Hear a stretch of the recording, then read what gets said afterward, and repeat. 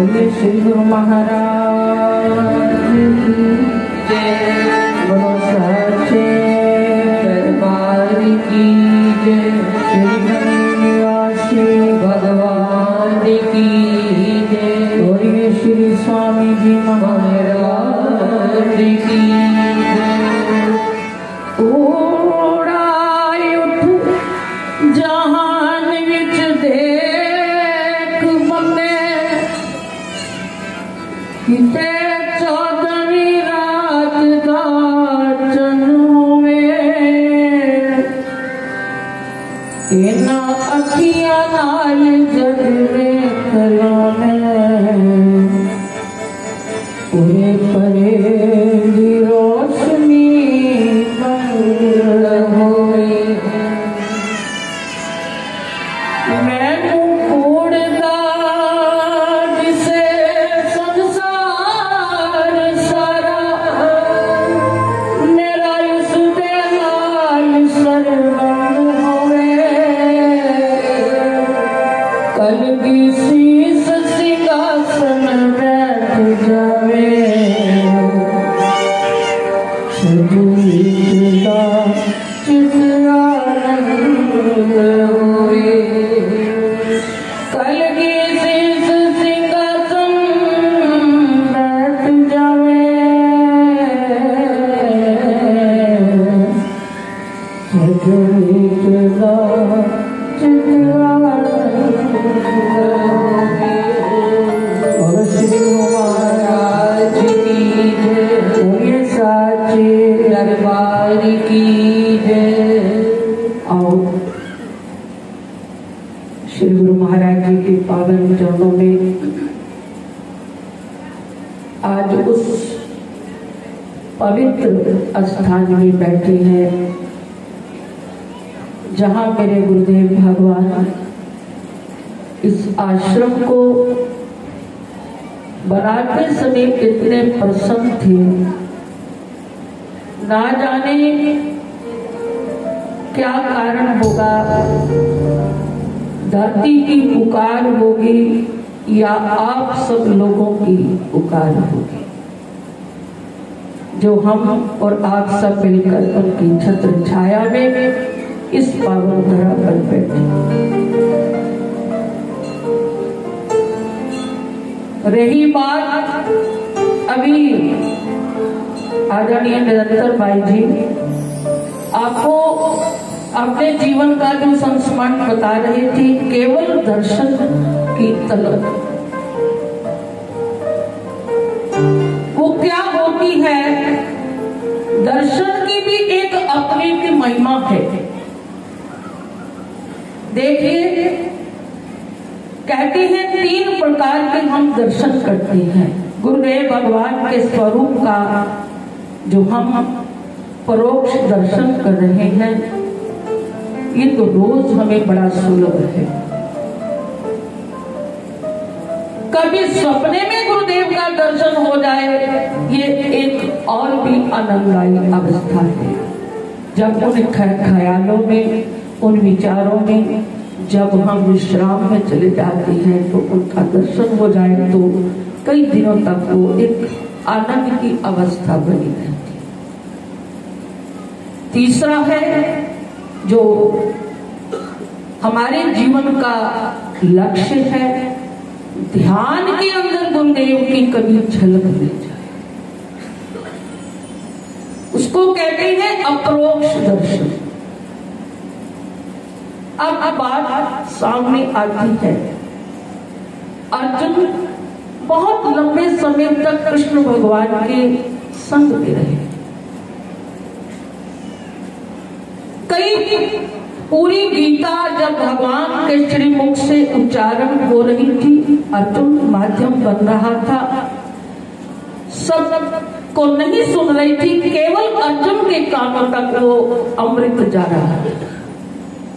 और सुना है भीष्म पितामह बड़ी दूर जब कौरवों का सेनापति बनकर दूरी पर खड़े थे, तब भगवान की इस वाणी का उनके कान तक आवाज नहीं जा रही थी, केवल पता चल रहा था कि भगवान कृष्ण कुछ उपदेश चल रहा है। तब उन्होंने, देखो आज हम सबके हाथ में एक मोबाइल आ गया। ये मोबाइल क्या है, जगह जगह टावर लगे हुए हैं। हवा की तरंगों के माध्यम से एक दूसरे तक हमारी आवाज पहुंचती है। भीष्म पितामह ने पवन देवता को आवाहन किया, प्रार्थना की, ऐ पवन देवता, अगर मैंने जिंदगी में कोई पुण्य किए हैं, उन पुण्य कर्मों का आज मैं फल यही मांगता हूं कि भगवान कृष्ण की जो वाणी चल रही है वो मेरे तक पहुंचा दीजिए, मेरे कानों तक आ जाए। लेकिन अर्जुन सुन रहा है, लेकिन सुनते समय उसकी मन की दशा क्या है, अभी तो प्रश्नों की झड़ियों ही लग रही है। ये क्या है, वो क्या है, ऐसे मैं कैसे करूंगा, मेरे से नहीं होगा। भगवान समझाते गए आखिरकार भगवान ने अपना वो दिव्य अपरोक्ष दर्शन कराया और उस समय निज रूप सामने उपस्थित भी किया और उससे पहले कह दिया, अर्जुन ले, अब मेरे वास्तविक स्वरूप को तो इन चरम चक्षुओं से नहीं देख सकेगा, मैं तुम्हें कुछ समय के लिए चक्षु देता हूं, तो मेरे स्वरूप का दर्शन। जब ये दर्शन हुए, आप सोचिए अर्जुन दर्शन तो पहले भी कर रहा था। गुरु हमारे जीवन में यही तो करता है, हमारी नजर में नजरिया बदल देता है, दृष्टिकोण बदल देता है। अपनी सो जाने जिन दियो जनाई, जानत तुम्हें हो जाए। ऐसे दर्शन जो अपरोक्ष दर्शन हमारे जीवन का उद्देश्य है, उस तक जाने के लिए पहली सीढ़ी तो फिर उसी को ही पकड़ के रखना है। नित्य प्रति गुरु का दर्शन किया जाए और ध्यान के समय भी वो स्वरूप, ध्यान मूलम गुरु मूर्ति, पूजा मूलम गुरु पदम, मंत्र मूलम गुरु वाक्यम, मोक्ष मूलम गुरु कृपा। अब उस दर्शन का फल क्या है, कैसा दर्शन होना चाहिए, करें कैसे, ये भी तो हमें ज्ञान होना चाहिए। दर्शन तो सामने आकर रोज बैठते हो आप भी, हम भी। रामायण में एक प्रसंग आता है,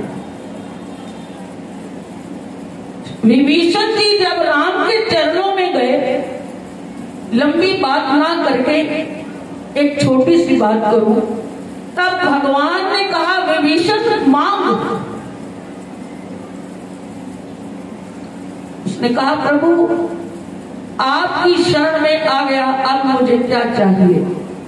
लेकिन भगवान कहने लगे, विभीषण मम दर्शन फल परम अनोपा, जीव पाव निज सहज स्वरूप। तू मांगता नहीं, लेकिन मेरे दर्शन का फल तो है। मम दर्शन फल परम अनूपा, मेरे दर्शन का फल क्या है, परम अनूप क्या है, जीव पाव निज सहज स्वरूप। वो अपने निज स्वरूप को पाता है। और एक आप और हम अगर सोचे, कहीं ना कहीं हम वहां तक अभी नहीं है, कहीं तो हमें निज स्वरूप अभी तक पहचान में नहीं आ रहा। क्या कारण है, एक सवाल है, वो भी रामायण में आता है घटित। किसी ने पूछा, तो गई थी, उसने भी तो राम का दर्शन किया था, उसके साथ क्या उसको फल मिला। आपको पता है ना, जब वो गई थी क्या लेकर गई थी, बनावटी वेश। जो नहीं थी वो सामने पेश नहीं किया, कुरूप थी, राक्षस शक्ल थी, लेकिन मायावी रूप बनाकर बड़ा सुंदर रूप बना दिया। और जाकर कहा, राम मैं आज तक मेरे योग्य कोई वर नहीं मिला और मैं चाहती हूँ आप मेरे साथ विवाह कीजिए। ये सब बात लीला को जानते हो, भगवान लक्ष्मण के पास भेजते हैं कि तुम मेरे साथ शादी करके क्या करेगी, मैं तो चाकर हूँ राम, मालिक के साथ विवाह करने में ठीक रहेगा। इधर उधर भटकती रही।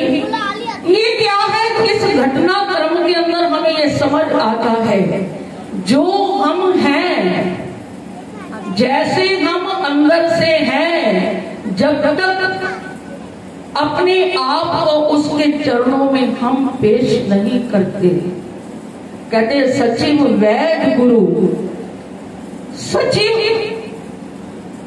वैद्य, और वैद्य के पास जाकर रोगी अपना रोग को छिपाए तो इलाज नहीं। और गुरु के लिए भी कहा है, गुरु से कछु न दुराइए, गुरु से झूठ न बोल, बुरी भली खोटी खरी गुरु आगे सब खोल। जैसे अपने आप को छिपा कर रखा, इसलिए उसको दर्शन का फल वो नहीं मिला जो यहाँ भगवान कह रहे हैं, मम दर्शन फल परम अनुपा जीव पाव निज सहज स्वरूप। मेरे दर्शन का फल है जीव निज स्वरूप तक पहुंचता है। हम उस तक जाएंगे, उस बात को ना जीवन में सोचे, कम से कम इतनी तो हमारे अंदर ये तलब बनी रहे कि अमृत लीला में अपने गुरु के चरणों में सजदा करने की हमारी प्रवृत्ति बनी रहे, भावना बनी रहे। बाबा फरीद साहब के जीवन की बड़ी सुंदर मुझे बात लगती है। लगता है उनके जीवन में भी कोई ऐसे दिन आए होंगे, तभी उन्होंने गुरबाणी में कहा, गलियां चिक्कड़ दूर कर नाल प्यारे ने हो, जावा तक जे कंबली रवा तक टूटे थे। गुरु के दर्शन के लिए जा रहे थे, बारिश हो गई थी। बारिश होने से कीचड़ हो गया गली में।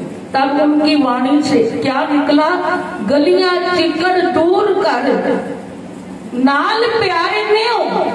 मेरा गुरुदेव से प्यार है, लेकिन जाता हूँ तो कंबली भीग जाती है, नहीं जाता तो मेरा प्यार टूटता है, करूँ तो क्या करूँ।